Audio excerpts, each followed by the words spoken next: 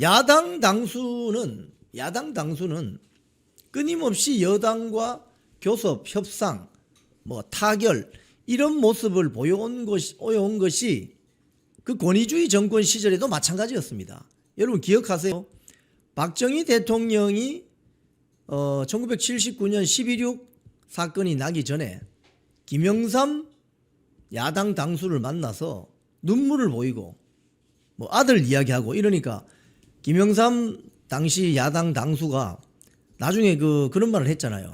대통령이 눈물을 보이길래 내가 양보할 수밖에 없었다. 이런 이야기 있잖아요. 권위주의 정권 시절에도 그런 일이 있었습니다. 그런데 지금 대한민국 상황이 그때하고는 또 다른데 이건 수습이 될 수가 없는 그런 상황으로 지금 가고 있는 것 같습니다. 지금 어제 첫 번째 기사를 하나 올려줘 보세요. 장동혁 대표가 규탄 대회에서 대장동 항소 포기, 몸통은 이재명이다. 그러면서 이재명 정권은 대장동 범죄 정권이다. 정권의 핵심이 직접 외압을 행사했다. 그리고 이재명은 제명이 아니라 대한민국의 재앙이다. 이런 이야기 했습니다. 대한민국이 재앙이다. 자, 그 다음 기사 한번 올려보세요. 황교안 전 총리는 내란 선전선동 혐의로 체포된 뒤에 뭐라고 했느냐. 미친 개와 싸우고 있다. 미친 개가 누구예요? 기자들이 물었더니 그건 여러분이 다 알지 않느냐. 황교안 대표님 지금 서울구치소에 있는 것 같습니다. 이제 구속 적부심 이런 거 신청을 하겠죠. 자, 그래서 세 번째 기사를 하나 더 올려주세요. 황교안 전 총리 체포, SNS에 글 잘못 올리면 체포된다. 이거 아닙니까, 이제? 그럼 대한민국은 표현의 자유가 없는 나라인가? 지금 언론 보도는 황교안 대표는 서울구치소에 배치 상태랍니다. 배치. 예. 자, 어제 저희들이 현장을 다 갔었습니다. 장동혁 대표의 발언, 이재명은 제명이 아니라 대한민국의 재앙이다. 거침없는 발언. 그리고 황교안 대표의 이 발언, 특검에 출석하기 직전에 기자들 앞에서 한 발언, 이 발언을 저희들이 하나씩 들어보겠습니다. 왜냐하면 프로그램 진행자인 제가 말씀드리는 것보다 본인이 직접 이야기한 걸 한번 들어봅시다. 먼저 장동혁 대표 동영상이 준비되어 있나요? 네, 장동혁 대표 발언부터 한번 들어보겠습니다. 대한민국을 말아먹고 있는 이재명 때문입니다. 이재명은 그 존재 자체로 대한민국의 재앙입니다. 재명이 아니라 재앙입니다. 대장동 일당에 대한 1심 판결에서 이재명의 이름이 400번 넘게 등장합니다.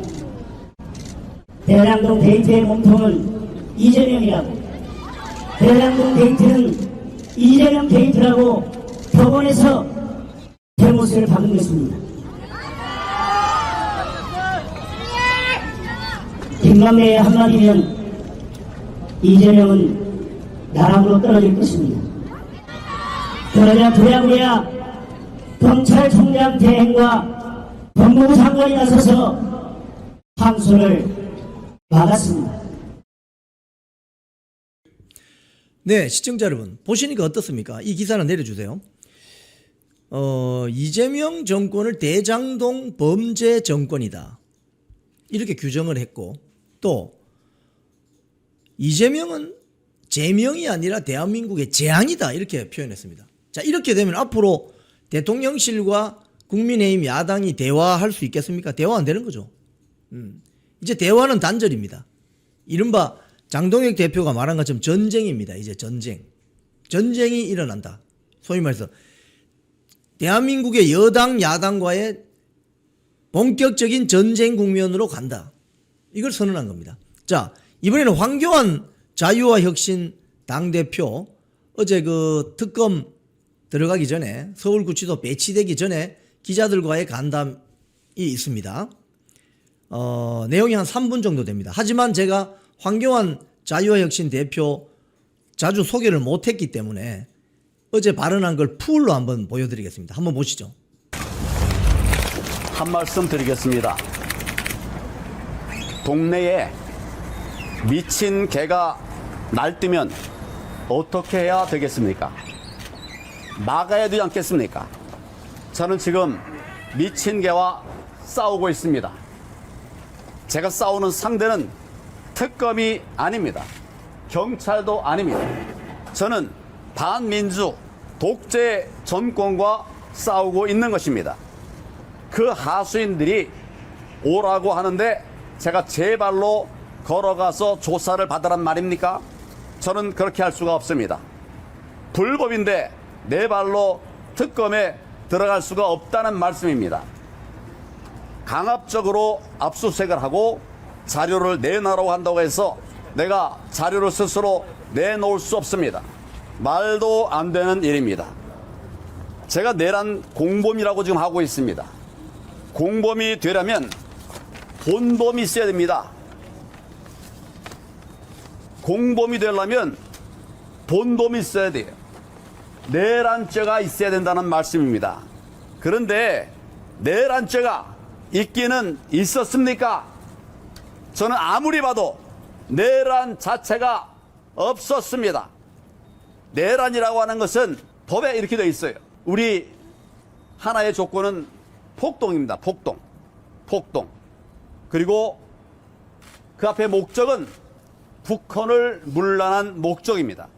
국헌을 문란할 목적으로 폭동한 것이 내란입니다. 그런데 현직 대통령이 국헌을 문란한다는 게 말이 됩니까? 될 수가 없는 일이에요. 그래서 세계적으로 봐도 대통령이 내란을 한 것은 없습니다. 둘째로 폭동을 했습니까? 한 것이 결국은 군인들, 계엄군을 동원해서 부정선거의 원흉인 선관위를 압수수색을 한 것입니다. 선관위를 압수수색한 것이 이게 폭동입니까, 여러분? 단어를 적어놓고 마치 그것이 긴 것처럼 이렇게 하고 있는데 하나하나 따져 보십시오. 저는 이런 폭동을 보지 못했습니다. 윤 대통령이 한일 계엄령을 통해서 선관위를 압수수색한 것이 전부입니다. 이게 내란이라고요? 내란 도시워가지고 나라를 무너뜨리고 있는 당신들이 바로 내란입니다. 대한민국의 자유민주주의를 지키기 위해서 제 한 목숨 나라와 국민 앞에 제물로 바치겠습니다. 감사합니다. 지금 받고 계신 게 내란 선동혐의거든요. 12월 3일에 왜 SNS에 그런 글을 쓰셨는지. 어떤 글을 말합니까? 그 비상계엄이 선포됐고 혼란을 막아야 된다 취지로 글을 쓰셨는데. 첫째, 비상계엄 선포된 거 맞지 않습니까? 예, 그리고 거기에 따른 혼란을 막아야 되지 않습니까? 그 또 종북 주사파 세력 척결해야 된다. 이런. 반국가 세력, 주사파 세력, 지금 나라가 위기일 때는 이 간첩들이 날뛰어요. 그거에 철저하게 대비를 해야 된다. 제 말이 틀렸습니까? 선동혐의는 아니라는 말씀. 선동이라는 게 뭐예요? 죄가 있어야 내란죄가 있어야 선동을 하는 거예요. 그래서 선동이라는 말은 아무나 쓸 수 있지만 내란죄가 성립이 돼야 선동이 되는 거죠. 그럼 그걸 와서 소명하시면 되는데 지금까지 수사에 불응하신 이유는 뭐예요? 우선 수사권도 없는 사람들이 아무나 붙잡아가기 위해서 내란 특검이라고 하는 걸 만들어가지고 저를 나오라고 했어요. 아까 제가 말씀을 드렸지만 미친 개가 날뛰는데 제가 덜렁덜렁 나가는 게 맞습니까? 저는 법을 한 사람이에요. 법이 무너지는 것은 자유민주주의가 바로 무너지는 것입니다. 저는 거기에 싸우고 저항하고 끝까지 내 목숨 걸고 싸우겠다는 말씀 다시 한번 드립니다. 그 미친 개를 특별히 지칭하는 대상이 있는 걸까요? 다 아실 거예요. 경찰 아니에요. 특검도 아닙니다. 대한민국을 무너뜨리는 자들이 있어요. 네. 여러분 보셨어요? 황교안 대표의 말은 이런 거죠. 내란죄, 그러니까 본인을 내란 선동 혐의로 체포를 한다고 하는데 내란죄가 성립했냐고 묻고 있습니다. 지금 윤석열 대통령에 대한 내란 우두머리 혐의 재판이 열리고 있죠. 근데 여기에 내란죄가 선고가 났습니까? 대한민국 형사소송법상 무죄 추정의 원칙이 적용되기 때문에 아직까지 내란죄가 성립하지 않았는데, 황교안 대표의 말처럼 소위 말해서 이제 수사기관이 주장하는 것처럼, 공수처가 주장하는 것처럼 내란 주범이 윤석열 대통령이라고 결론이 났습니까? 안 났습니까? 안 났잖아요. 그런데 주범도 아직 1심 선고가 안 났는데 어떻게 내란 종범이라고 하는 황교안을 체포할 수 있냐 이 말입니다. 이게 너무나도 논리적으로 타당한 말이죠. 내란 주범이 누군가가 정해지고 나면 그 다음 종범들이 나오는 것이지, 본인의 표현은 본범이라고 하더라고요. 본범이 아직 주범이 누군지 가려지지가 않았는데 어떻게 종범이 내란 선동했다고 잡아갈 수 있느냐 이 말입니다. 너무나도 타당한 말 아닙니까? 논리적으로 타당하죠 이 말이. 자, 그리고 내란이 성립하려면 헌법상 국헌을 문란해야 되고 폭동의 방식을 일으켜야 되는데, 황교안 대표의 말은 그겁니다. 현직 대통령이 무슨 폭동을 일으켜서 국헌을 문란시키냐 이거예요. 그래서 황교안 대표의 말은 처음부터 윤석열 대통령의 내란은 성립할 수가 없다는 거예요. 이게 지난 탄핵 정국에서 줄기차게 주요 헌법학자들이나 법조계에서 나왔던 이야기잖아요.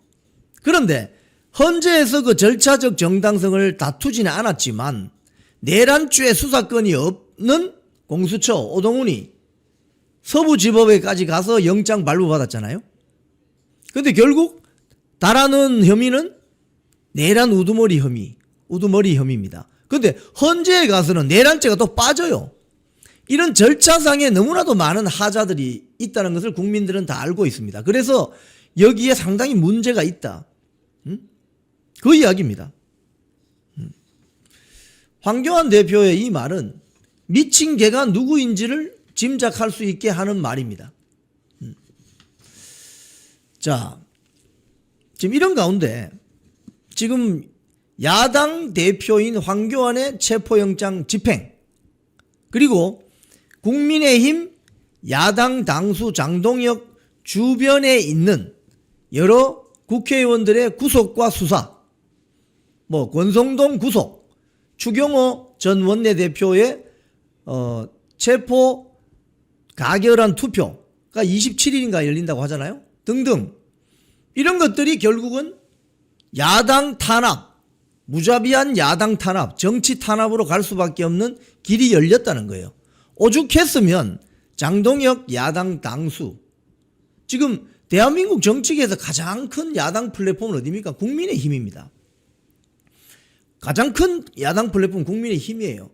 여기에 야당 정치인을 대상으로 하는 야당 탄압이 들어가게 되면 대한민국은 일당 독재로 가는 그 길을 여는 거죠.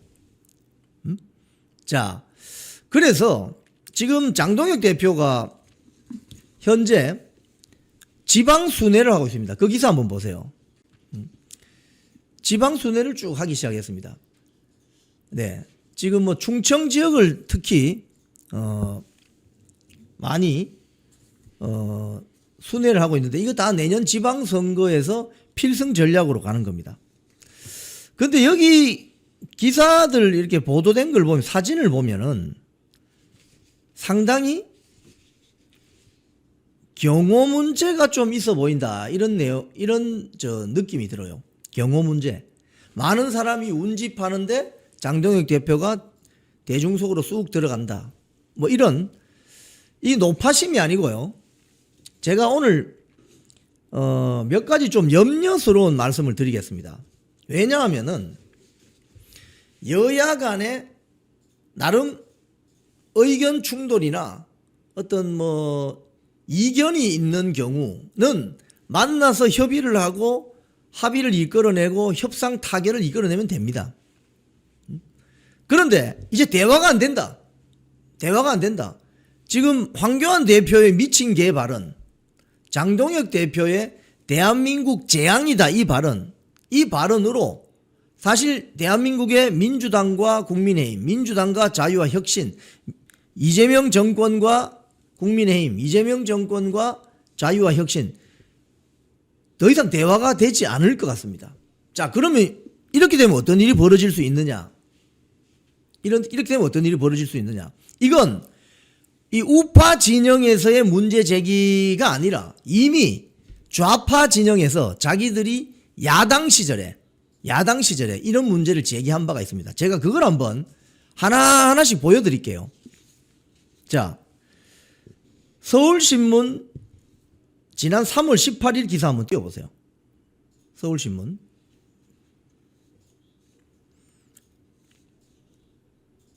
예. 이 기사 한번 보세요. 러시아제 권총 암살 첩보. 이재명 경호원 호위. 서울신문에 이런 기사가 났습니다, 여러분.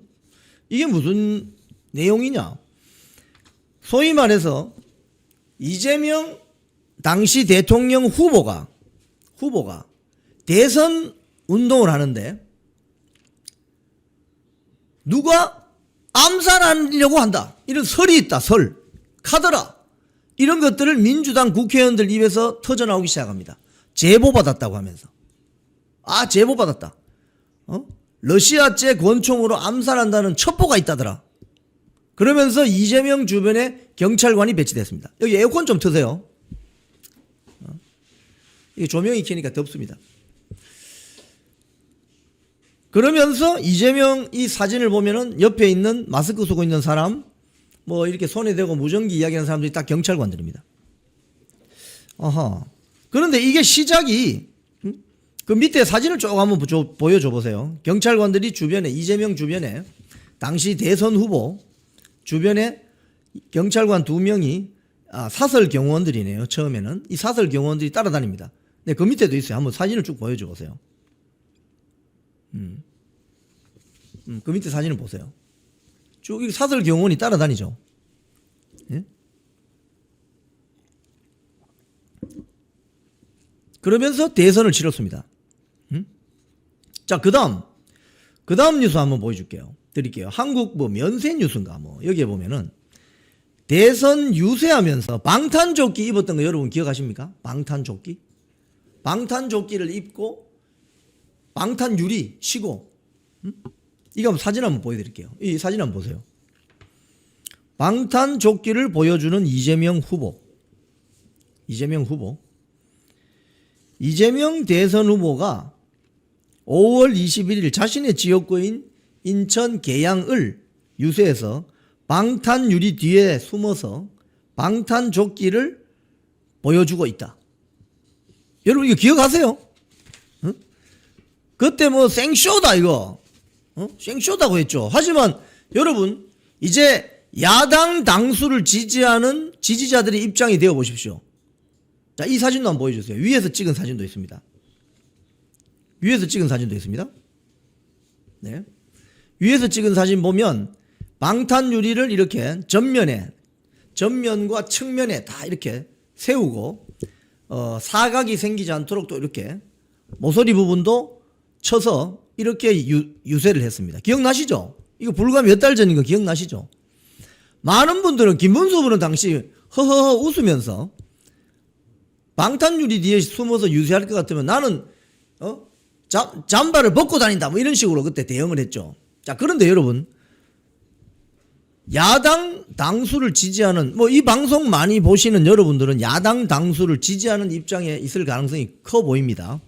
야당 당수를 지지하는 입장에서는 이게 노파심에서라도 이런 문제를 다시 한번 살펴볼 필요가 있어요. 왜냐? 당시에 이재명 후보에 대한 암살설, 뭐 저격설 이런 게 띄운 게 누구냐면 민주당 국회의원들입니다. 자, 이 기사 한번 볼게요. 딴지일보. 제가 김어준의 딴지일보를 인용합니다. 이게 언제 했거냐 하면 5월 11일 딴지일보에 봉지욱이라는 기자가 나와요.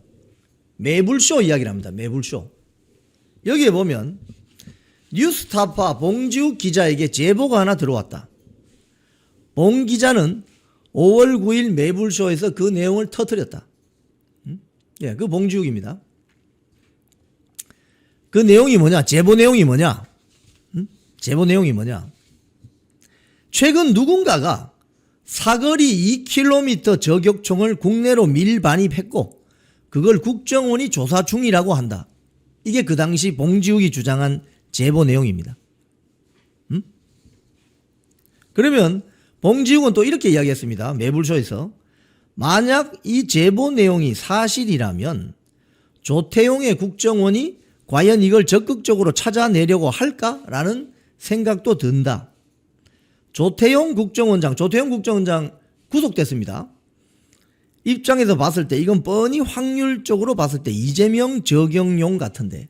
자, 여러분, 이걸 그 당시에 김문수 후보, 우파 대선 후보를 지지했던 많은 분들은 뭐 저런 뭐 찌질한 이야기를 하고 있어 라고 생각했을지 모르겠지만 이재명을 지지했던 많은 사람들은 야 저거 진짜 저렇게 일어나는 거 아니야? 염려와 걱정을 했죠.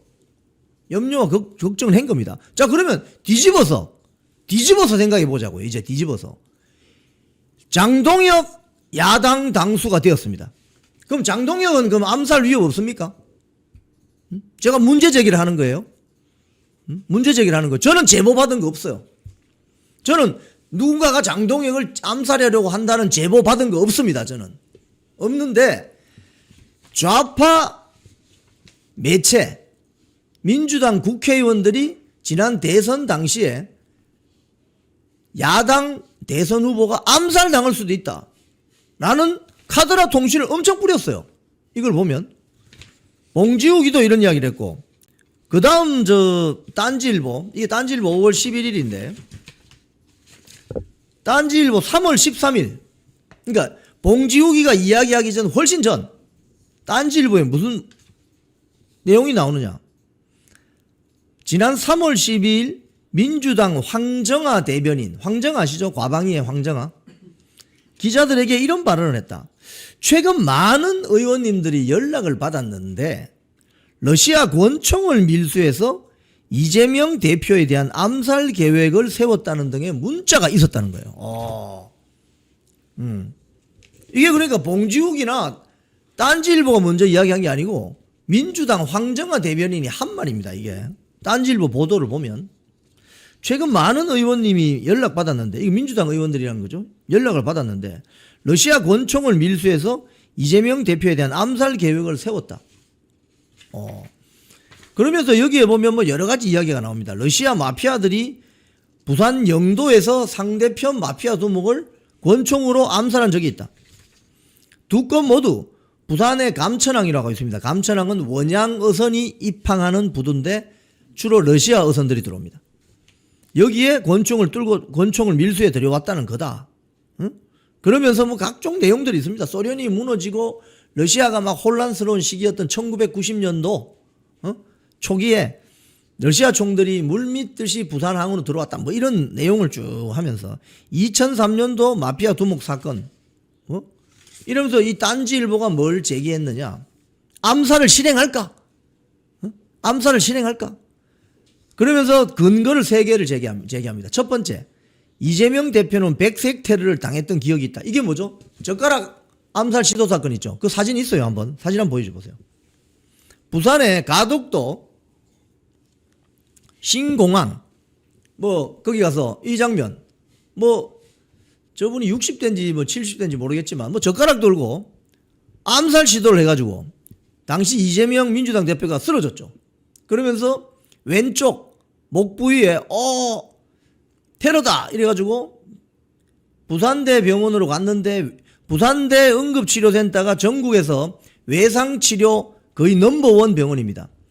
근데 거기서 헬기 불러가지고 서울대병원으로, 서울대병원은 외상 전문치료 그게 안 해요.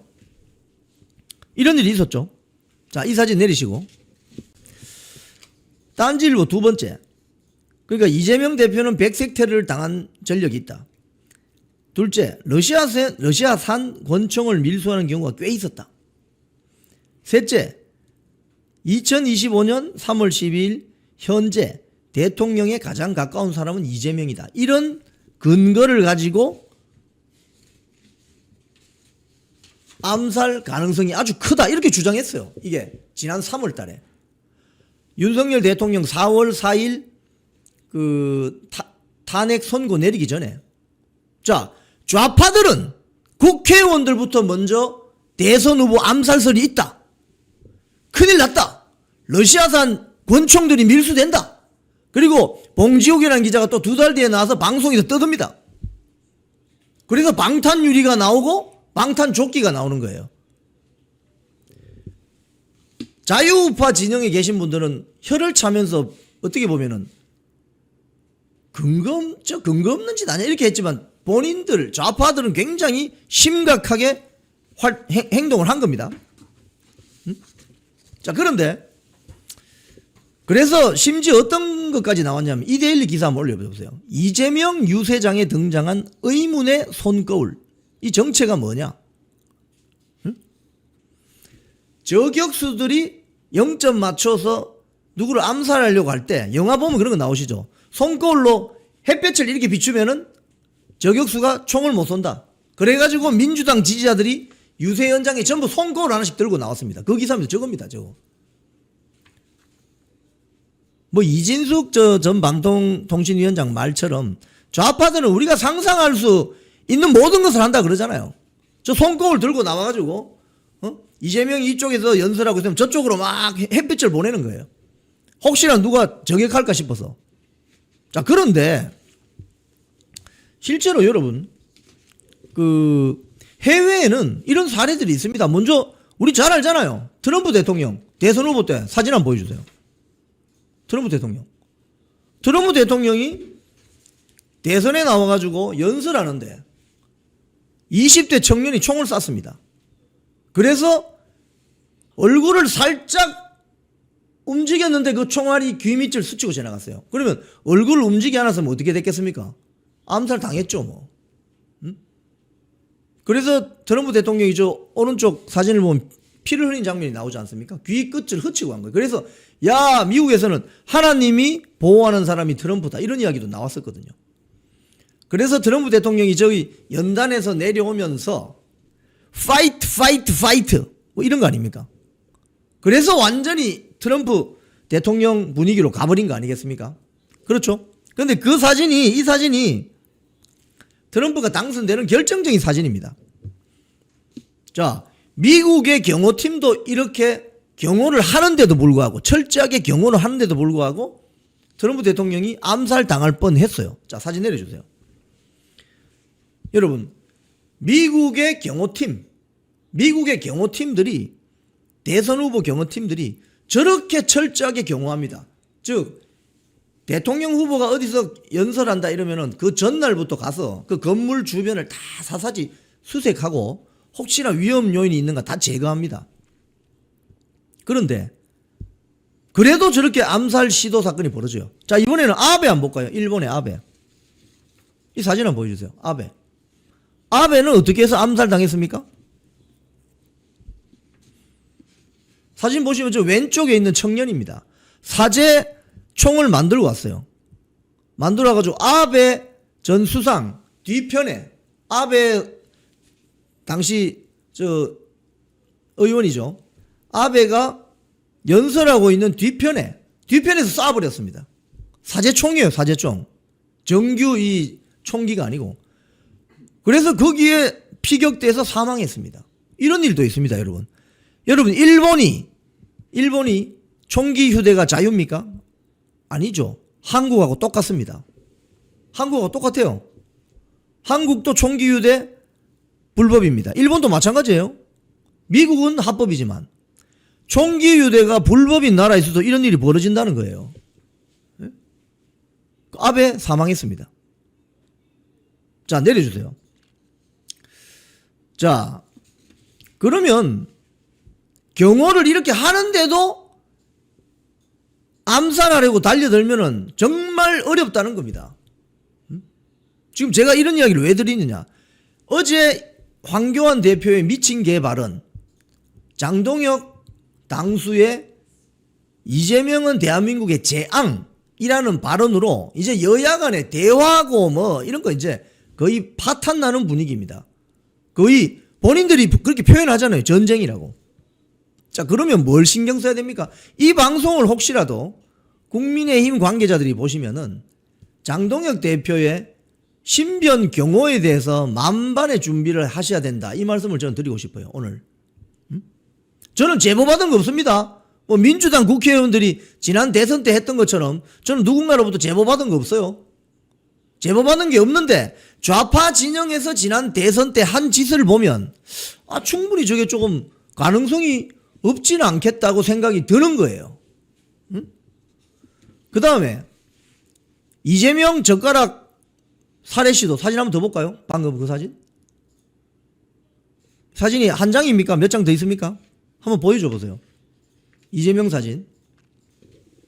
실제로 이재명이 부산에 갔을 때 저렇게 젓가락으로 피격? 뭐 피격이라고 말은 좀 살해 시도.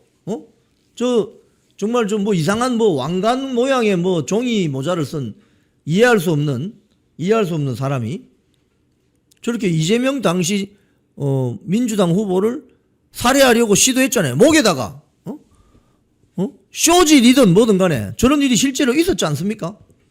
자, 그러면 이런 일이 장동혁 후보에게 없으리라는 법이 있냐고요. 자, 내려주십시오.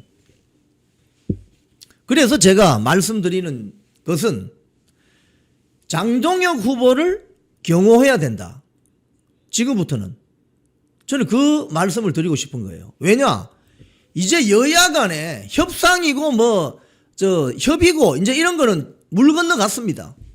어제 체포영장이 집행된 황교안 대표의 미친 개의 발언, 그리고 어제 규탄 대회에서 대장동 재판 항소 포기 규탄 대회에서 장동혁 대표의 입에서 나온 이재명은 제명이 아니라 대한민국의 재앙이다.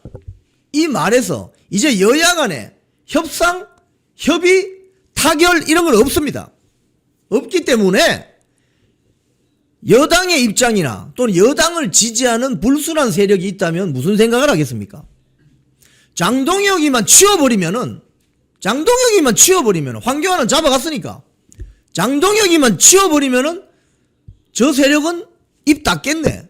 이런 생각을 할 수 있지 않을까요?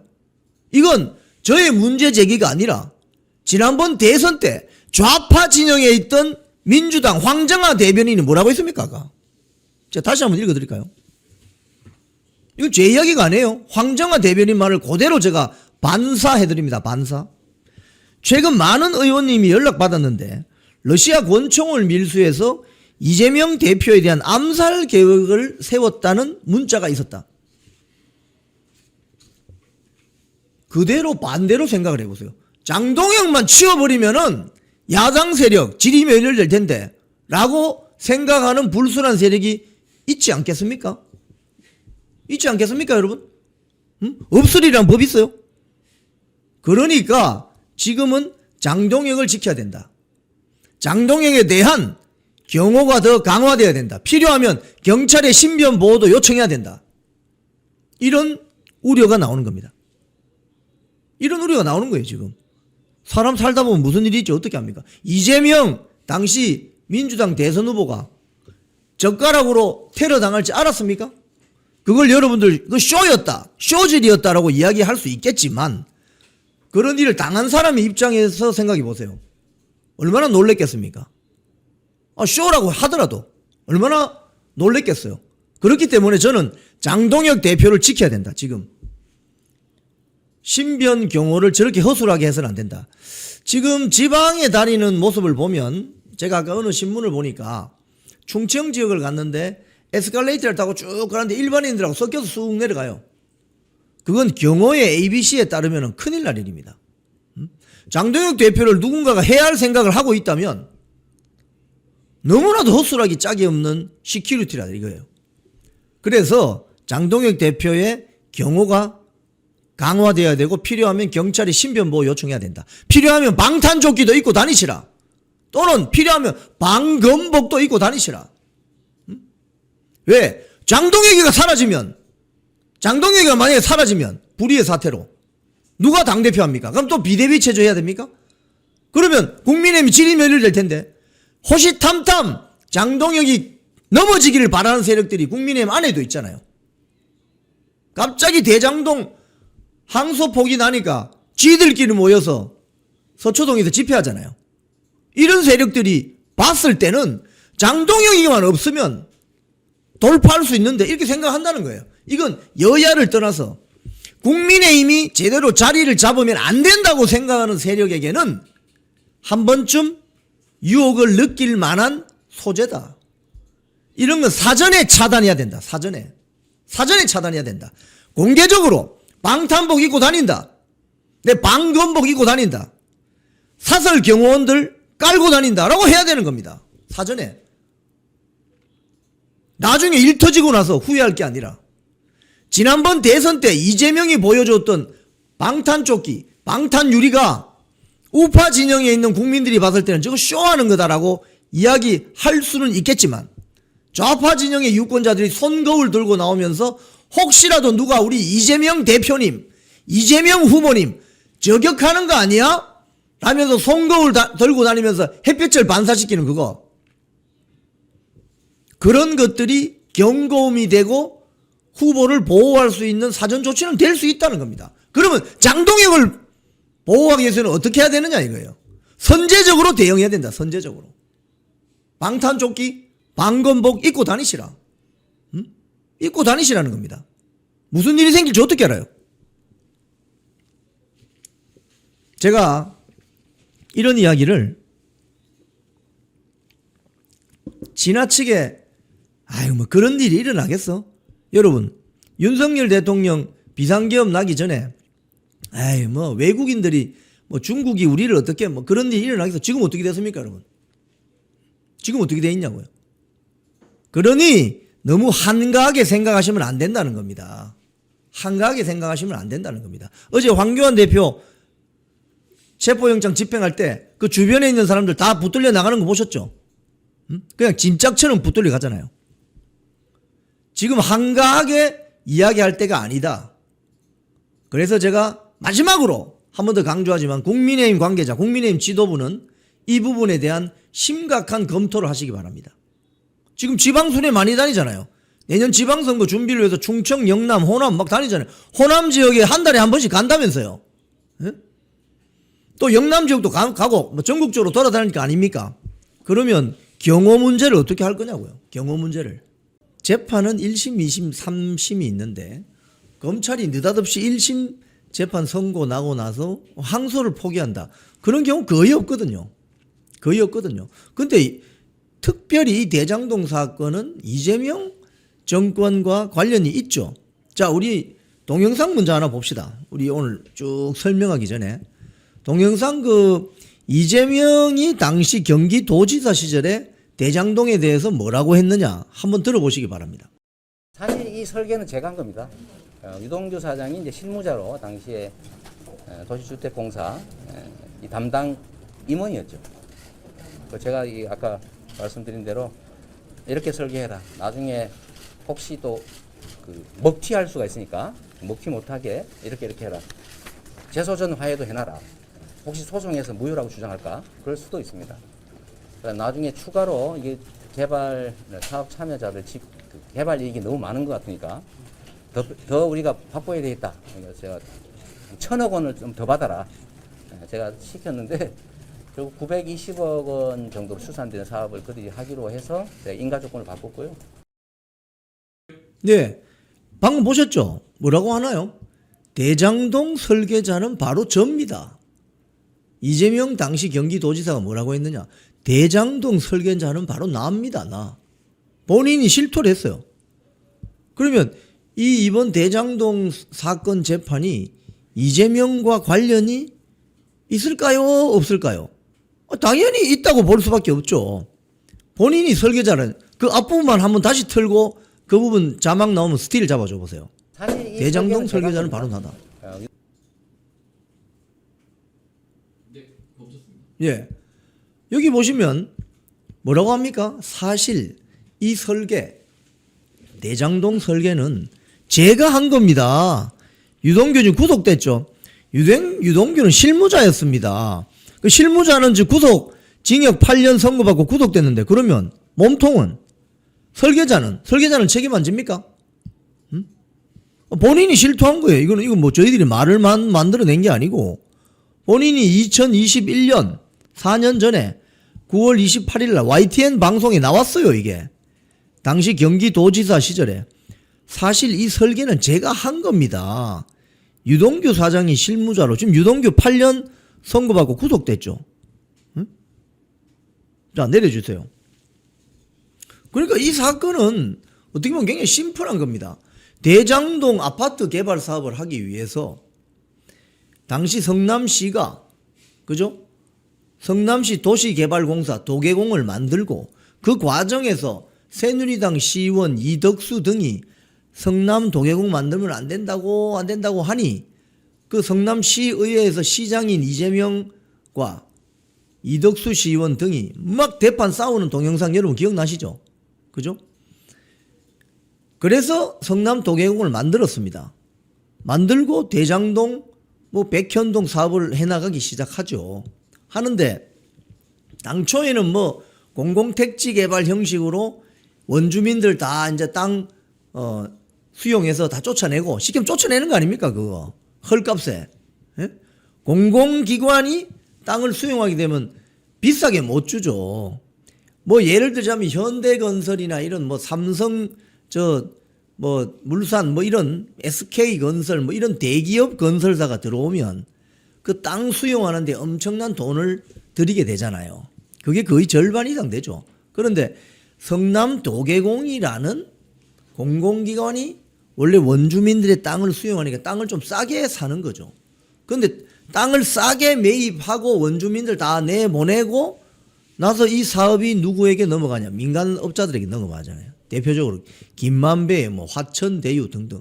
그래서 김만배는 한 1억 2천 자기 돈 태워가지고 거의 1000배가량의 수익을 남기는 겁니다. 그럼 이거 범죄 수익이잖아요. 범죄 수익. 소위 말해서 조폭이나 깡패들이 조직 만들어서 불법 행위를 저지르고 자기들이 훌쳐먹는 범죄 수익 아닙니까? 그 범죄 수익을 검찰이 이게 문제가 있다고 해서 소송을 기소를 해서 1심 선고가 떨어졌어요. 징역 8년씩 나왔어요. 유동규 씨 같은 경우는. 김만배 같은 경우는. 그런데 2심에서 더 다투어 봐야 될 거 아닙니까? 그죠? 또는 대법원 3심 가고. 근데 항소 포기를 한다? 이게 말이 되는 소리예요, 이게. 자, 이번 이 항소 포기 사태는 첫 번째 기사 올려주세요. 검찰 내부에 엄청난 지금 파열음이 확산되고 있습니다. 그나마 판사들보다는 검사들이 좀 살아있네 보니까.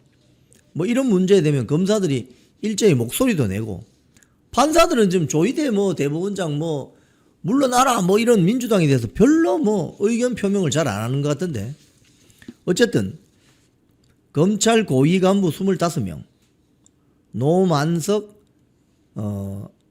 검찰총장 대행 물러나라 이렇게 이야기를 하고 나섰습니다.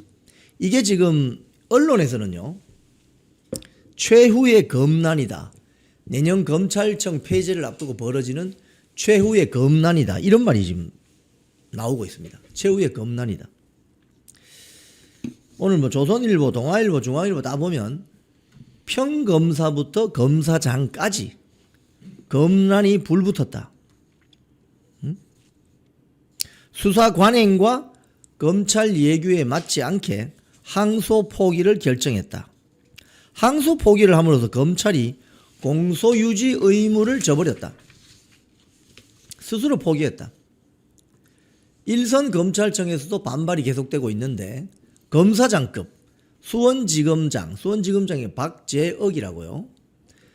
수원지검장 등 지검장 18명 항소 포기 결정이 납득되지 않는다. 경위와 법리적 이유를 설명하라. 신임 검사들을 교육하는 법무연수원 교수들도 노만석 검찰총장 대행에게 항소 포기한 이유를 구체적으로 밝혀라. 오늘 조선일보 사설에서도 검찰의 대장동 항소 포기가 이재명 대통령 뜻인가? 이런 직격 사설이 나왔습니다. 뭐라고 하느냐? 정성호가 검찰의 항소 포기에 대해서 검찰이 구형한 것보다 높은 형량이 1심에서 선고되었기 때문에 항소를 하지 않아도 문제되지 않는다고 판단했다. 그러면서 대검의 여러 가지 사정을 고려해 신중히 판단해 달라는 의견을 전달했다. 근데 하루 전만 해도 정성호는 나는 아는 바 없다 이렇게 이야기했거든요. 신중히 판단해 달라고 의견을 전달하면 검찰총장 대행이나 이 사람들이 어떻게 생각하겠어요? 항소하지 말란 소리구나.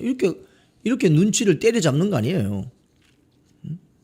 또 정성호 장관은 공식적으로 수사 지휘권을 발동한 게 아닙니다.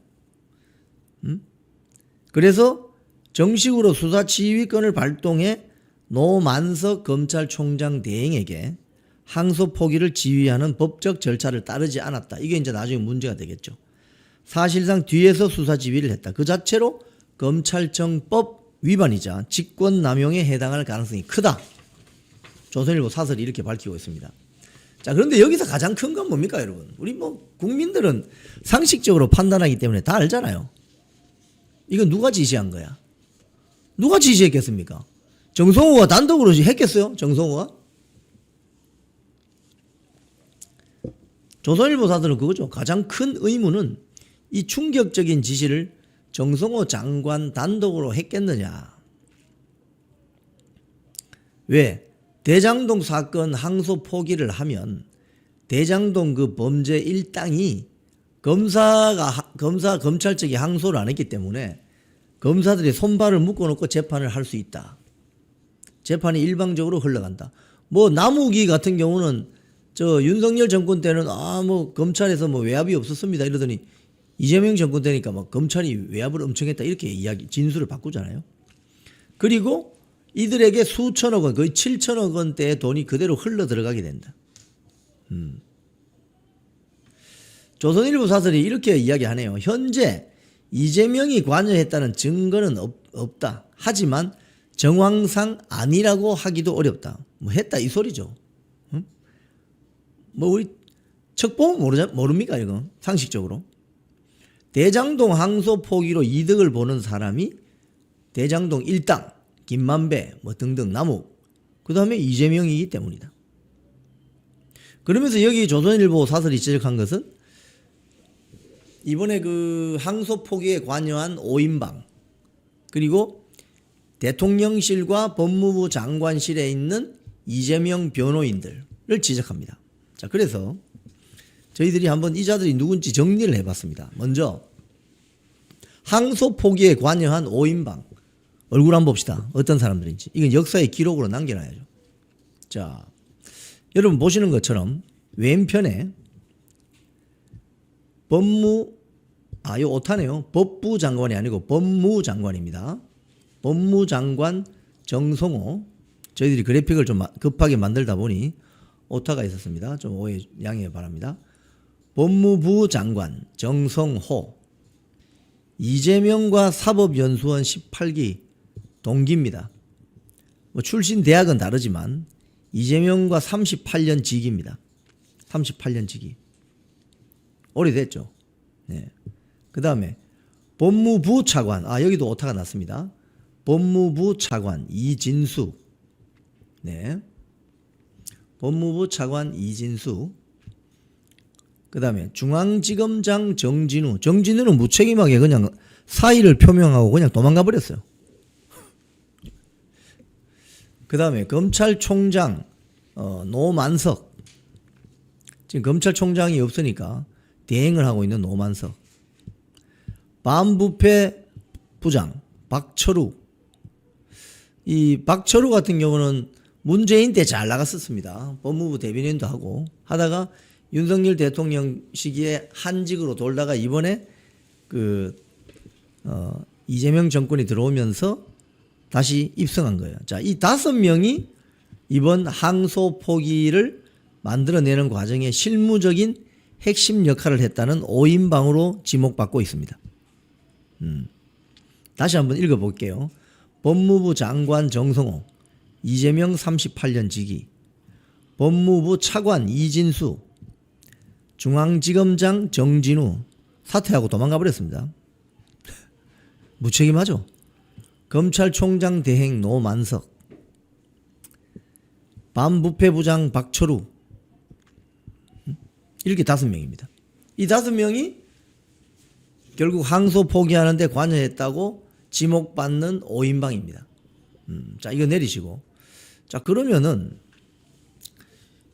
검찰 내부에서는 이 노만석에 대해서, 검찰총장 노만석에 대해서 아주 원성이 지금 자자합니다. 항소 포기한 이유를 설명해 봐라. 정유미 검사장이라는 사람은 검찰 역사상 가장 치욕적이다. 노만석은 사퇴해라. 이런 이야기를 하고 있습니다. 지금 정유미 검사장 같은 경우 이렇게 설명을 하네요. 이처럼 중요한 사건에서 일부 공소 사실에 대해 무죄가 선고되고 수천억 원이 넘는 추징을 구형했는데 피고인 김만배에 대해 10%도 안 되는 추징만 인용했으므로 통상적인 기준에 따라 항소해야 함이 당연한데 항소 포기를 지시함에 있어서 항소 기준을 고려했다는 것은 무슨 헛소리인가? 지금 전체적인 범죄 수익이 한 7천 몇백억쯤 되잖아요. 근데 김만배한테 떨어진 추징금은 얼마예요? 뭐 400억인가 700억인가? 그거밖에 안 되는 거죠. 나머지는 환수 못 한다는 겁니다. 왜? 검찰이 항소를 안 했기 때문에. 자, 정유미 검사장은 또 노만석 대행이, 검찰총장 대행이 법무부 의견도 참고했다고 하는데 법무부 장관은 아는 바 없다고 오리발이다. 어제까지 오리발 내밀다가 어제 오후에 뭐라고 했느냐? 신중하게 해라고 했다. 뭐 관여했네. 그죠? 관여한 거죠. 그 다음에 검찰 고위급 38명 중 25명이 부역자 노만석 사퇴하라. 이런 성명을 냈습니다. 검사들은 확실히 판사들보다 좀 이런 문제가 있을 때 내부에서 집단 행동을 좀 하는군요. 검찰의 존재 이유를 스스로 부정했다. 여기 검찰 고위 간부는 한 25명쯤 되는데 검찰 고위급이 한 38명쯤 되는데 이 중에 25명이 이번 이 집단 항명 사태에 관여를 했다는 겁니다. 여기에 빠진 사람은 누구냐? 임은정 동부지검장, 그 검사장이거든요. 요번에. 그다음 김태훈 남부지검장. 이 두 사람은 빠져 있다는 겁니다. 그리고 정진우 중앙지검장은 제가 방금 보여드린 것처럼 항소 포기한 다음에 그냥 사표 내고 나가버렸어요.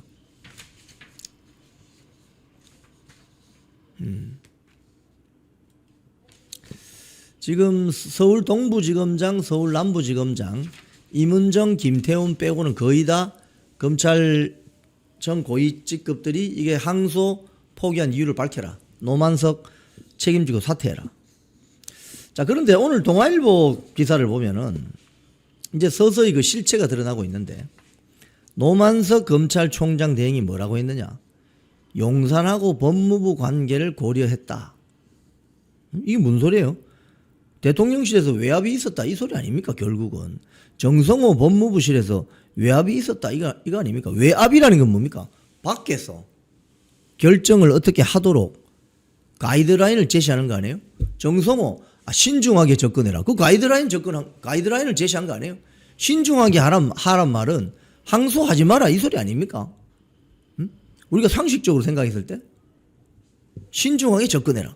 신중하게 접근하란 말은 다음번 해라 이 소리 아닙니까? 다음번. 다음이 어디 있어요? 항소 포기해라 이 말이지. 이 사람이 이 노만석이가 아까 그 노만석이 누군지 그래픽 한번 다시 보여줘 보세요. 5인방. 5인방. 저기 보면 제일 오른쪽에서 두 번째 사람이 노만석입니다. 검찰총장 대행입니다. 지금 저 사람이 검찰총장도 아닌데 대행한다고 지금 시급하는 거죠. 지금 자기 머리에 맞지 않는 지금 모자를 쓰고 시급하고 있는 거죠. 이 사람이 예, 내려주세요.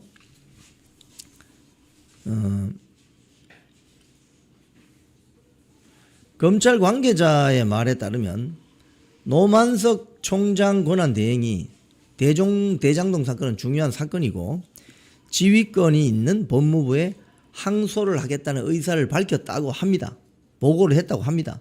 그런데 항소 시한일, 그러니까 마감일인 11월 7일 오후 5시까지 답이 없어서 법무부에 연락을 했더니 정성호 장관이 국회 예산결산특별위원회에 들어가 있더라는 거예요. 기다려달라. 그래서 7일 저녁 8시쯤에 법무부에서 연락이 왔는데 항소를 하면 안 되겠다. 그러니까 정성호가 이야기하는 신중한 접근을 해달라고 하는 건 항소하지 마라 이 소리죠. 그래서 7일 저녁에 결정이 됐다. 노만석은 이걸 다그치는 연구관들에게 검찰이 처한 어려운 상황이나 용산과 법무부와의 관계를 따라야 했다. 그래서 서울중앙지검장에게 재검토를 지시를 했고 중앙지검장이 항소를 하지 않기로 결정한 것이다. 나도 너무 힘들었다. 왜? 압력받는다고. 외압받는다고 나도 너무 힘들었다. 응? 결국 용산과 법무부에 외압이 들어갔다. 응? 이걸 알 수 있는 거죠. 여기에 대해서 오늘 조간신문 아침에 조선일보를 보면은 정성호는 이렇게 이야기합니다. 의견만 전달했을 뿐이다. 나는 신중하게 판단하라.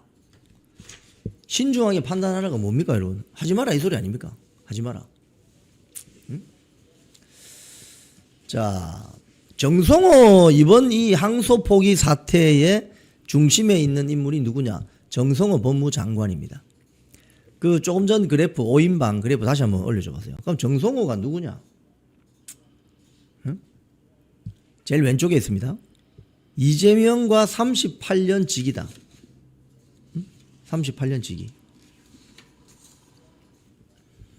이재명의 친명좌장으로 불려왔죠. 친명좌장. 친명좌장으로 불려온 것이 정성호입니다. 이 정성호가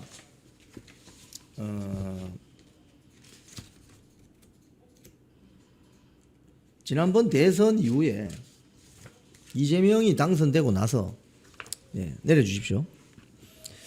SBS 김태현의 정치쇼에 나와서 장시간 인터뷰를 했는데 거기서 이재명과의 인연이나 이런 걸 설명하는 대목이 나옵니다. 제가 조금 설명을 드리면 이재명을 언제 만났습니까? 87년 3월에 사법연수원 18기로 만났다. 노동법 학회를 했다. 처음에. 87년도 노사분규 많았잖아요. 여러분 기억하시죠? 그때 사법연수원 연수원생들끼리 노동법 학회를 했는데 거기서 처음 만났다. 거의 최측근이라고 할 수 있죠. 형제도 아닌데 38년 동안 같은 분야에서. 자, 그런데 여기 인터뷰 보면 이런 게 나옵니다. 이재명의 인재 선발 기준이 뭐냐? 이재명이 인재를 어떻게 선발하냐 했더니 능력으로 선발한다. 능력으로 선발한다. 능력으로 선발한다. 이렇게. 자, 이번 항소 포기를 둘러싼 엇갈리는 주장이 있어요. 이 그래픽 한번 올려줘 보세요. 이걸 보시면은 여러분 이번 사태의 핵심을 한눈에 볼 수 있습니다. 자, 이 그래프 한번 제가 설명드릴게요. 항소 포기 둘러싼 엇갈리는 주장. 먼저 오른편에 있는 수사공판팀의 주장부터 쭉 한번 볼게요. 항소 포기 잘했나 못했나? 수사공판팀의 주장은 이렇습니다. 특별경제가중처벌법에 따르면 이 적용을 위해서는 배임액수가 50억 이상 및 7,814억 범죄수익 환수가 핵심인 이해충돌 방지법 등 법률 쟁점에 대한 무죄 부분 항소가 필요하다. 1심에서 선고난 부분이 있거든요. 그 부분에 대한 해명과 규명을 위해서 항소를 해서 2심 고등법원에서 다투어야 될 필요가 있다. 그래서 항소 포기를 해야 된다. 이렇게 수사 공판팀은 주장하고 있습니다. 거기에서 정성호 법무장관은 뭐라고 하느냐. 대장동 사건은 성공적 수사다. 또 성공한 재판. 1심 법원에서 제대로 판단했기 때문에 더 이상 항소할 필요가 없다. 이렇게 이야기합니다. 왜 법무장관이 구체적인 사건에 대해서 이렇게 콩나라 판나라 왜 하는 거죠? 자, 외압이 있었나 없었나? 수사공판팀 주장입니다. 법무부 장관 차관이 항소 반대했다고 전해 들었다. 전해 들었다. 정성호의 말은 신중하게 판단했으면 좋겠다는 정도로 의견을 표현했다. 장관으로서 구체적 사건에 이래라 저래라 하지 않는 게 원칙이다. 자, 그러면 그동안 있었던 많은 사건에 대해서 정성호는 한 번도 이야기를 안 했습니까? 그렇다면 이 사건에 대해서는 왜 이야기를 했죠? 왜 이야기를 했죠? 자, 앞에 그 그래프 5인방 다시 한번 올려주십시오. 5인방 그래프 5인방. 네. 여기 보면 정성호 법무장관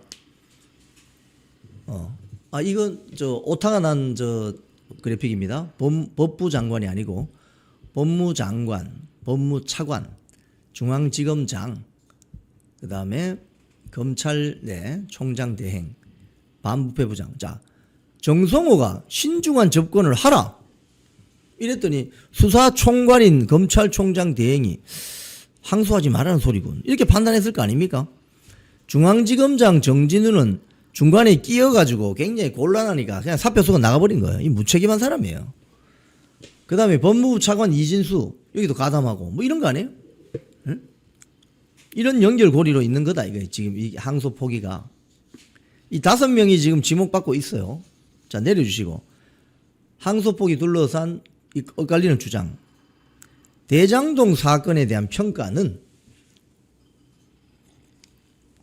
수사팀 공판팀의 이야기는 법리와 증거에 따라 수사했을 뿐 평가는 재판부와 국민의 몫이다. 그 그래픽 올려주세요. 항소 포기 엇갈리는 주장. 네. 정성호는 뭐라고 하느냐 여기에 대해서. 정상적이지 않은 사건이고 정치적 사건 수사 과정에 협박 증언까지 나오면 항소하면 오히려 더 큰 정치적 문제가 된다. 무슨 소리죠 이게? 알 수가 없습니다. 무슨 소리인지. 자, 그 다음에 이게 굉장히 중요한데 네 번째 보면 이 대장동 사업을 하면서 부당 이득 7,814억 원 환수 포기 논란. 수사공판팀에서는 이 항소를 통해서 2심에 가서 다투어야 된다. 그래서 이 범죄 수익 환수 필요성을 주장할 예정이었는데 이거 자체를 못하게 됐다. 근데 정성호 법무장관이 이런 헛소리를 합니다. 아니 그거는 민사소송 가면은 입증할 수 있고 제대로 하면 돈도 받을 수 있다. 아니 법무부 장관이란 자가 특정 사건의 피의자를 위해서 변호를 하는 거 아닙니까 이게? 그 형사소송 말고 민사소송 가면 입증할 수 있는데 거기 가서 제대로 하면 돈 받을 수 있다. 누가 보장합니까? 응? 그리고 마지막으로 이재명 방탄용이다라는 의혹에 대한 입장은 수사공판팀에서는 이재명 대통령은 대장동 개발 특혜의 최종 책임자다. 2022년 3월 검찰 수사 결론. 그런데 정성호는 뭐라고 하느냐. 이 사건하고 이재명 대통령이 무슨 관계가 있나. 이렇게 이야기합니다. 여러분 우리가 이 방송에서 처음 틀어드렸던 그 동영상 먼저 한 번 더 보시죠. 이재명 본인이 뭐라고 했어요? 설계자는 자기라고 했잖아요. 응? 설계자는 자기라고. 이거 한 번 더 보고 국민의힘 기자회견 한번 보도록 하겠습니다. 사실 이 설계는 제가 한 겁니다. 의혹에 대한 입장. 이동규 사장이 이제 실무자로 당시에 도시주택공사 이 담당 임원이었죠. 제가 아까 말씀드린 대로 이렇게 설계해라. 나중에 혹시 또 먹튀할 수가 있으니까 먹튀 못하게 이렇게 해라. 재소전 화해도 해놔라. 혹시 소송에서 무효라고 주장할까? 그럴 수도 있습니다. 나중에 추가로 이게 개발 사업 참여자들 개발 이익이 너무 많은 것 같으니까 더 우리가 확보해야 되겠다. 그래서 제가 1,000억 원을 좀 더 받아라. 제가 시켰는데 결국 920억 원 정도로 추산되는 사업을 그들이 하기로 해서 제가 인가 조건을 바꿨고요.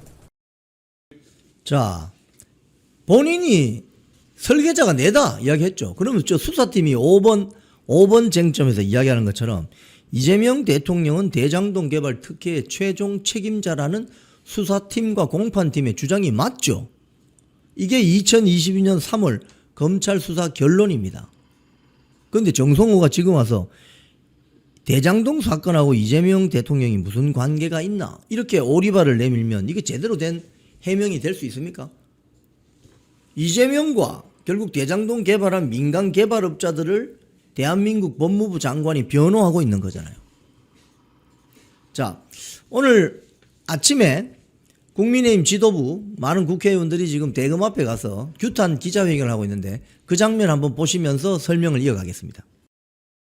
오늘 우리는 검찰이 대장동 사건 항소를 포기한 직무유기에 대해 국민의 이름으로 강력히 규탄하기 위해 이 자리에 모였습니다. 의원들 많이 들어갔네요. 이 결정을 결코 현수막을 한번 좌시하지 제가 않을 읽어보겠습니다. 누가 최대 대장동 최악 비리의 비리 몸통인지 대장동 범죄 명명백백 밝히고 검찰 항소를 사법 정의를 멈추게 한 반드시 거대 악 회복하겠습니다. 누굽니까? 존경하는 국민 여러분, 중앙의 70년 장동혁, 역사에 대한민국 송원석 검찰은 대표입니다. 죽었습니다. 누가 검찰을 죽였습니까? 문재인 정권의 검수 완박이 검찰을 한 번 죽였고, 이재명 정권의 검찰 해체가 두 번째 검찰을 죽였고, 심정이 둘로 쪼개져도 내 알 바 아니라며 권력의 입맛에 따라 수사와 기소의 칼춤을 추는 3대 특검 검사들이 세 번째 검찰을 죽였습니다. 하지만 마지막 순간 검찰의 관뚜껑에 손수 대못을 박아버린 자는 바로 비겁하고 비굴한 검찰총장 직무대행입니다. 노만석은 검사라는 호칭도 아깝습니다. 권력의 바람 앞에 자기 스스로 벌렁 드러누워 버렸습니다. 후배 검사들의 정당한 항소 요구를 아무런 설명도 없이 깔아뭉갰습니다. 노만석은 검사로서의 인생에 자존심도 없단 말입니까? 노만석은 구질구질하게 이러한 비겁한 설명을 했습니다. 용산 법무부 관계를 고려했다. 이것이 과연 검사로서 검찰총장으로서 할 수 있는 말이란 말입니까? 검찰총장이 수사기관입니까? 정치인입니까? 왜 용산 법무부와의 관계를 검찰총장이 고려해야 된단 말입니까? 용산과 법무부에 아부하느라고 70년 검찰 역사의 자존심을 대장동 일당 잡범들에게 팔아먹은 노만석을 강력히 규탄한다!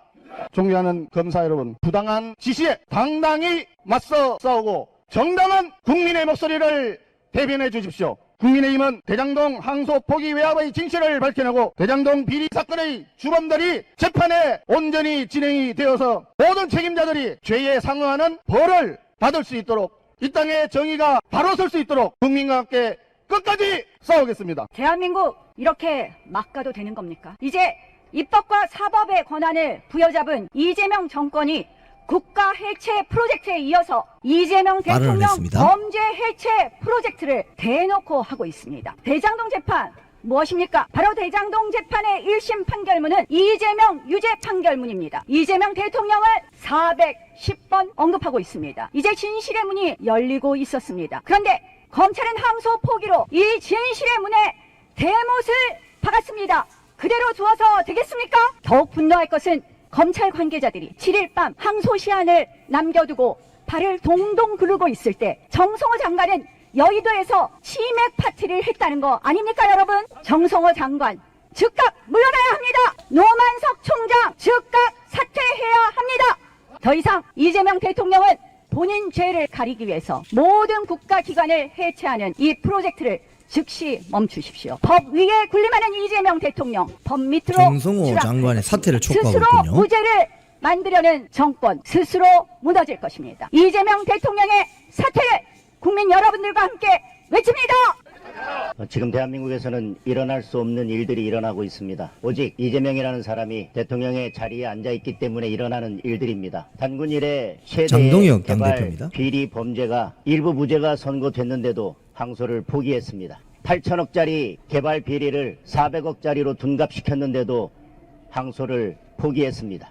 정성호 법무부 장관이 신중하게 결정하라고 했다는 말이 저에게는 조폭 두목이 밤길 조심하라는 말로 들립니다. 이 모든 것은 이재명 때문입니다. 김병기 원내대표도 말한 것처럼 국정조사합시다. 특검도 합시다. 그리고 지금 엉망으로 망가지는 대한민국을 구하는 방법은 딱 하나입니다. 이재명을 대통령의 자리에서 내려오게 하는 것뿐입니다. 국정조사와 특검을 통해서 이재명을 탄핵해야 합니다. 그리고 지금 즉시 법원은 이재명에 대한 재판을 재개해야 합니다. 그것이 대한민국을 구하는 유일한 길입니다. 민주당에게 다시 한번 말합니다. 국정조사합시다. 그리고 특검합시다. 법원에게 다시 한번 말합니다. 이재명 재판 다시 시작합시다. 이상입니다. 항소 포기, 국민으로 방탄정권 규탄한다. 부패정권, 방탄검찰, 노만석은 사퇴하라. 네, 오늘 그 국민의힘 국회의원들이 많이 나왔네요. 요 오른쪽에 그래픽도 내려주세요. 지금 국민의힘 분위기는 제가 좀 이따 김민수 최고위원 오면 또 물어보겠습니다만은 정성호 법무부 장관, 노만석 검찰총장 직무대행, 아까 5인방 그 그래픽 한번 다시 올려주세요. 이 관련자 전원의 사퇴가 필요하다. 이렇게 지금 이야기하고 있는 거예요. 이 5인방에 대한 사퇴가 필요하다. 지금 정진우는 뭐 알아서 그냥 튀어버렸습니다. 쉽게 이야기하면 너무 수치스러운 모습 아닙니까? 그냥 사표 쓰고 나가면 이 문제가 해결이 됩니까? 이 5명에 대한 사퇴, 특히 정성호 장관에 대한 사퇴가 필요하다. 이런 주장입니다. 그리고 국정조사를 해야 된다. 국정조사를 해야 된다. 이런 주장이 나왔습니다. 자, 예, 내려주시고.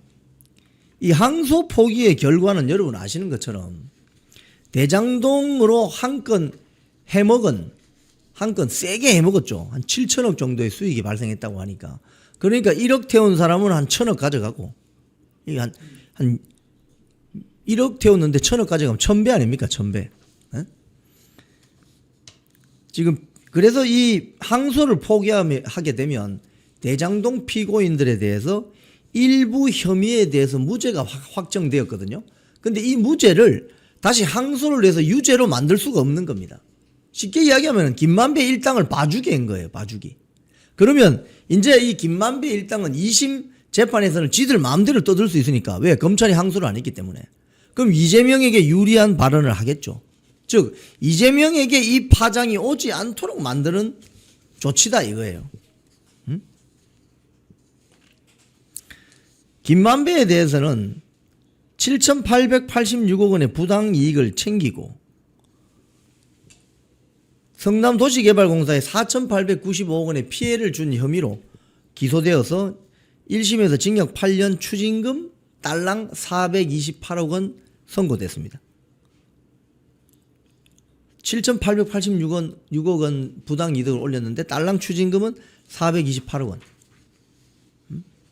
그래서 검찰이 이번에 항소를 했다면은 2심에서 이 부분을 다툴 수 있었어요. 무죄가 된 부분을. 그런데 항소를 포기했기 때문에 무죄는 확정돼 버린 겁니다. 그럼 어떻게 되느냐? 이들이 만들었던 부당 이익은 그대로 다 지들 통장으로 가게 돼 있다는 거예요. 그러니까 지금 난리가 난 겁니다. 오늘 중앙일보 사설도 그 문제를 제기합니다. 대장동 항소 포기한 것은 수사 사법 시스템 파괴 행위다. 자, 그런데 그럼 이 항소 포기 결정을 하는데 그러면 이재명 대통령실은 관계없나? 국민들은 다 그렇게 느끼죠. 상식적으로. 관여했겠지. 신중한 판단을 하라는 정성호의 발언이 왜 나왔겠나? 자, 이재명의 변호인들 그래픽 한번 봅시다. 검찰 업무 보고를 받는 법무부와 민정 라인에 쫙 깔려있는 이재명의 변호인들입니다. 5명. 첫 번째 민정수석 봉욱입니다. 검찰 보고를 받는 용산의 핵심 책임자죠. 봉욱. 민정비서관 이태영. 이태영은 쌍방울 대북 불법 송금 사건 이재명 변호인입니다. 법무비서관 이장형 똑같습니다. 쌍방울 불법 대북 송금 사건의 이재명 변호인입니다. 공직기강 비서관의 전치영, 지금 서울고등법원에 파기환송되어 있는 유죄 취지로 공직선거법 이재명 변호인입니다. 전치영입니다. 더구나 법무부 장관 정성호의 법무부 보좌관 조상호는 대장동 사건, 대북 송금 사건 등의 변호인입니다. 즉 이재명 변호인들이 이런 식으로 용산 대통령실과 법무부 장관 보좌로 앉아 있으니 이 자들이 어떻게 의견을 낼 것인가는 뻔한 뻔짜죠. 이재명의 변호인들이 법무부와 용산 대통령실 민정수석실 라인에 쫙 깔려 있습니다. 이 사진 한 장으로 그냥 이러니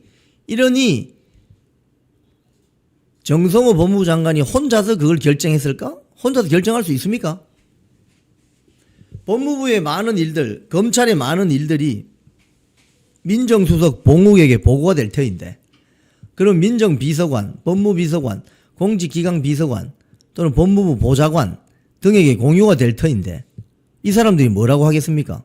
이 사람들 다 이재명 변호인인데 당연히 항소 포기해야 된다 이렇게 되는 거죠. 왜? 괜히 항소해서 이재명에게 부정적인 영향 미칠까 봐 항소 포기해야 된다 이렇게 하는 거 아니에요? 자, 그래픽 내려주시고 조선일보 보도 보면은 당정 요직에도 13명이나 포진되어 있다. 이재명의 변호인이. 서울에 같은 경우에 이재명의 변호인들이 공천 다 받았잖아요. 가령 서대문 갑입니까? 거기 김동화 부산 해운대고 출신 학교 다닐 때 학폭에 연루됐다는 의혹 받았던 그 공천 받아서 당선되어서 지금 서울 서대문 갑입니까? 거기가 우상호 지역구였죠. 네? 거기 지금 국회의원으로 있잖아요. 초선으로. 이런 사람들이 당정 요직에 13명이나 포진되어 있다는 거예요. 그러니까 이건 거의 카르텔이다. 대한민국 완전히 침몰시키는 카르텔이다. 이렇게 볼 수밖에 없는 거죠. 대통령실 민정수석 봉욱 밑에 있는 그 3사람, 4명 중 3사람이 이재명의 변호인 출신. 방금 보여드린 그 그래픽. 그건 답이 딱 나오는 거 아니에요? 그 그래픽 다시 한번 보여주세요. 우리가 아침에 급히 만들었지만. 민정수석 봉욱 밑에 있는 저 3명의 비서관. 민정비서관 이태영, 법무비서관 이장영, 공직기강비서관 전치영, 쌍방울 대북 불법 송금 사건 이재명 변호인, 또 서울고등법원의 유죄 취지로 파기환송되어 있는 이재명의 공직선거법 변호인, 정성호 법무부 장관의 보좌관 특보 조상호 대장동 대북 송금 사건 변호인.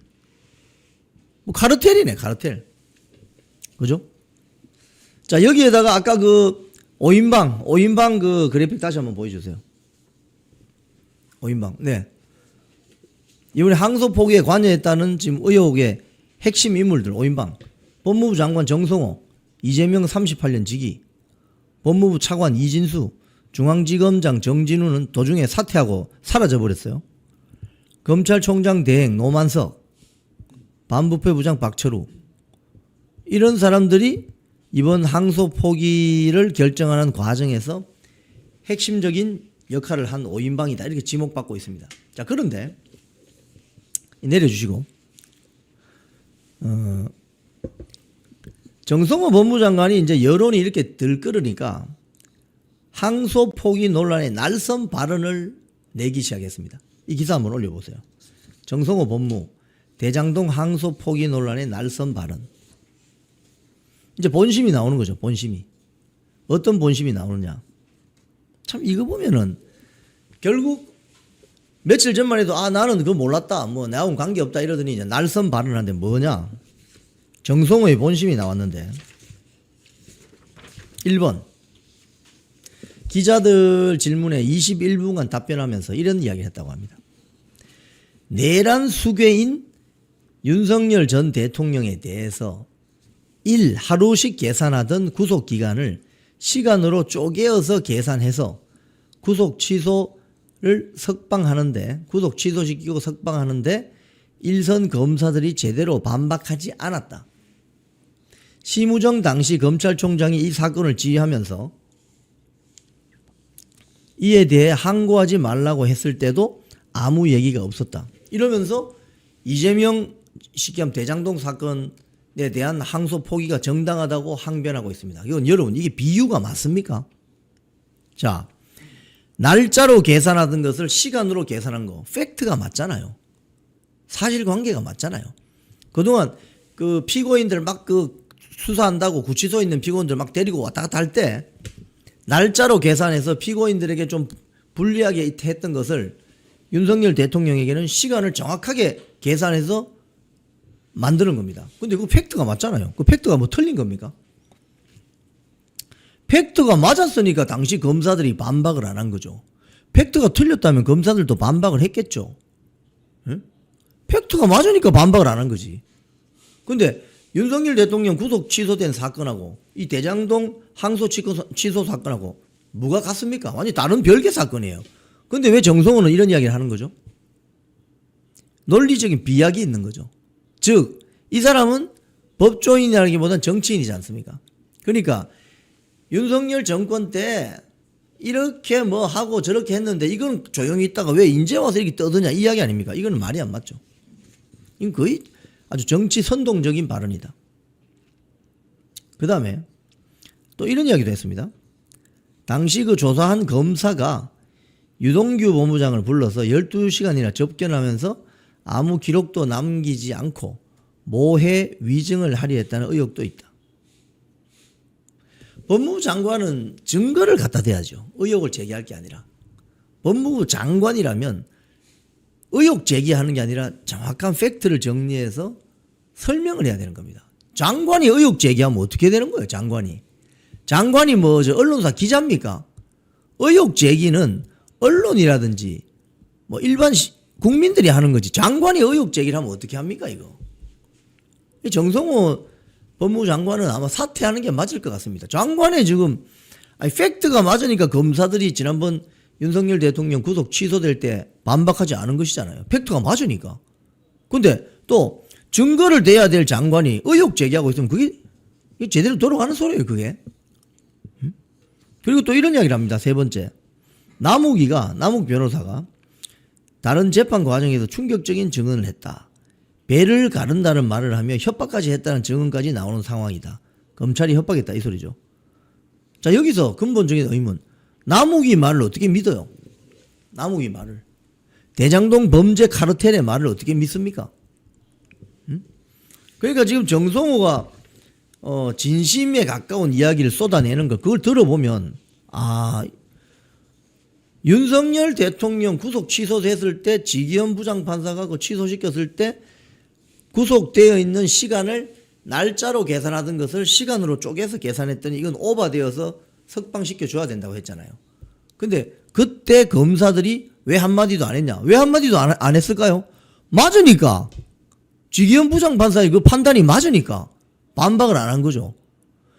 윤석열 대통령을 옹호하거나 그건 그 다음 문제고 지기현 부장판사의 그 접근, 그 어프로치가 맞으니까 반박을 안 한 겁니다. 근데 이걸 왜 문제 삼죠? 이 정성호 법무장관은 지금 이런 식으로 정치 선동을 하고 있는 거예요. 야, 윤석열은 그때 그랬는데 지금 뭐 이재명은 뭐 좀 그러면 안 되냐? 이거 아니에요, 이거. 이런 자가 디파트먼트 오브 저스티스라고 하는 법무부 장관입니다. 이거 어떻게 되겠습니까? 대한민국의 사법 정의가 서겠습니까? 곤란하죠. 네? 아주 곤란하죠. 자, 정성호의 말 중에도 또 뭐 이런 것도 있어요. 예를 들자면 성공한 수사였고 성공한 재판이었다. 왜? 검찰이 구형한 것보다 1심에서 더 높은 형이 선고되었다. 하지만 김만배 정영학 회계사 같은 경우는 낮은 형을 받았어요. 구형보다. 범죄이익 환수 불가능해졌습니다. 자, 이런 과정에 있는데 지금 전국이 이렇게 돌아가고 있는데 이 장사하는 사람도 있습니다. 어떤 사람? 이 기사 한번 올려보세요, 여러분. 친한계 정치인들도 검찰 오적 규탄, 집회, 예고. 한동훈이가 이 과정에서 장사를 합니다. 어떤 장사? 오늘 오후에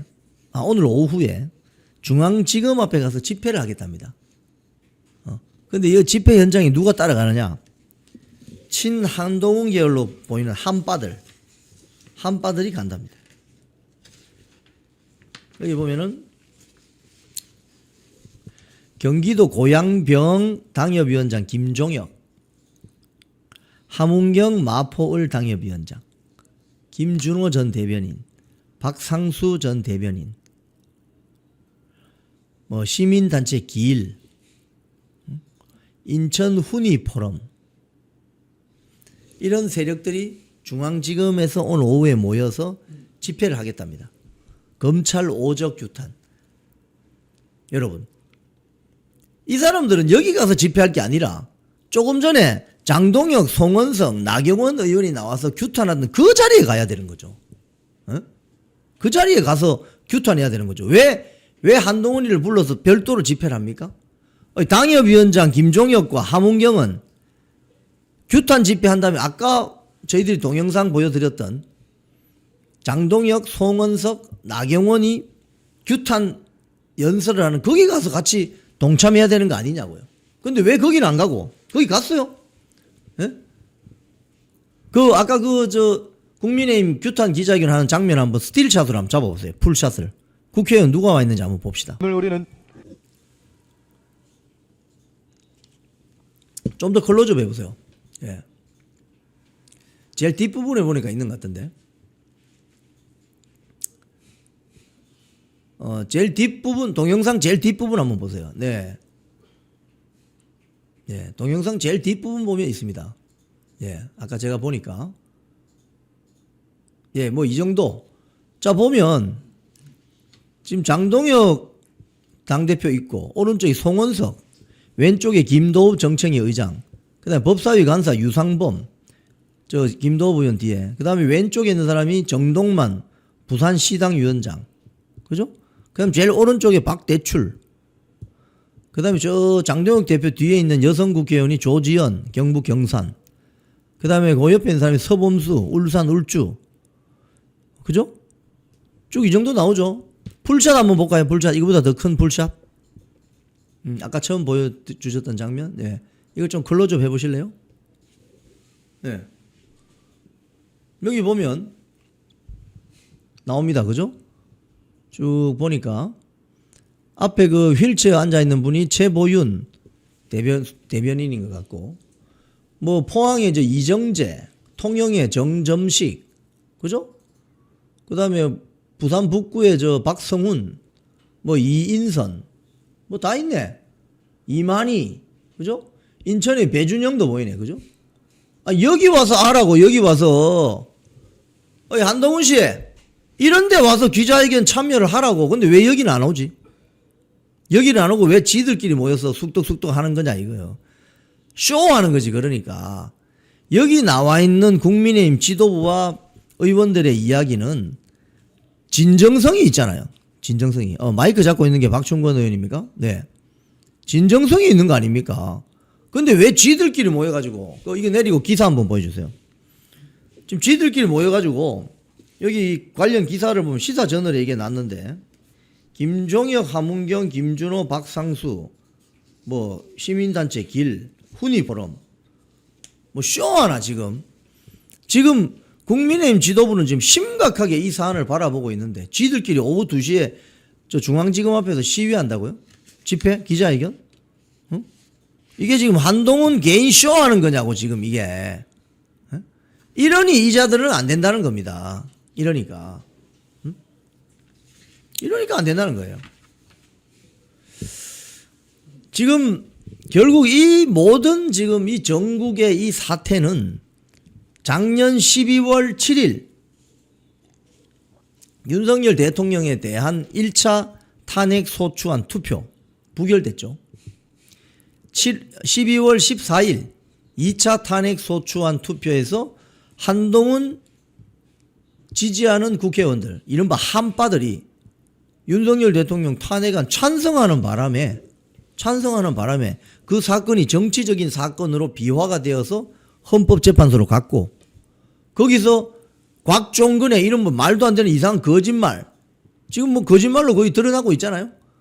그래서 그게 증거로 채택이 되어서 현직 대통령이었던 윤석열 대통령을 파면시켜버리는, 그리고 조기 대선이 열렸고 대선 열려서 이재명이 당선됨으로써 이재명 정권이 출범을 하면서 내란 특검, 뭐 김건희 특검, 해병대 특검 이렇게 특검이 생기면서 그죠? 지금 난리가 났고 또 정권이 바뀌니까 일부 100%는 아니겠습니다. 일부 판사들과 검사들이 눈치를 보면서 바람이 불기도 전에 들어 누워버리는 이래서 지금 항소 대장동 사건 항소 포기 사태까지 온 거 아닙니까? 그런데 그게 가장 근본적인 원인 제공자가 한동훈인데 근데 이제 나타나서 1년 만에 검찰 오적 규탄하겠습니다. 뭐 쇼하나 지금. 이건 용납이 안 되는 거예요. 용납이. 예? 용납이 안 되는 겁니다. 이거는. 오늘 오후 2시에 중앙지검 거기에 가령 장동혁 당대표나 송원석 원내대표나 뭐 박충건 의원이나 나경원 의원이나 뭐 김민전 의원이나 뭐 박대출 뭐 정점식 조지현 뭐 등등 대통령 관저 앞에 작년 1월 15일 지난 1월 15일 그 영하 15도 오르락내리락 했던 그 추운 겨울에 관저 앞에 가서 윤석열 대통령 지키겠다고 모였던 그 사람들이 중앙지검 앞에 가서 이런 기자회견을 하면 납득이 간다 이거예요. 그런데 윤석열 대통령 죽으라고 밀어넣은 자들이 지금 와가지고 대장동 사건 항소 포기 규탄 집회를 열면 이게 진정성이 있는 거냐고 이게. 이 사기치는 거지. 장영님 사진 좀 지우세요. 네, 사진 좀 지워주세요. 꼴 보기 싫답니다. 네? 이 제정신이냐고 이게 지금. 네? 자, 항소 포기 관련자들에 대한 그래픽을 한 번 더 보여드리겠습니다. 5인방. 그 다음에 이번 사건의 배후에 있는 이재명 변호인 5명. 자, 먼저 항소 포기 관련자 5인방. 지목받고 있는 5인방. 그래픽입니다. 제일 옆에 법무부 장관 정성호, 법무부 차관 이진수, 중앙지검장 정진우 사퇴하고 도망가 버렸습니다.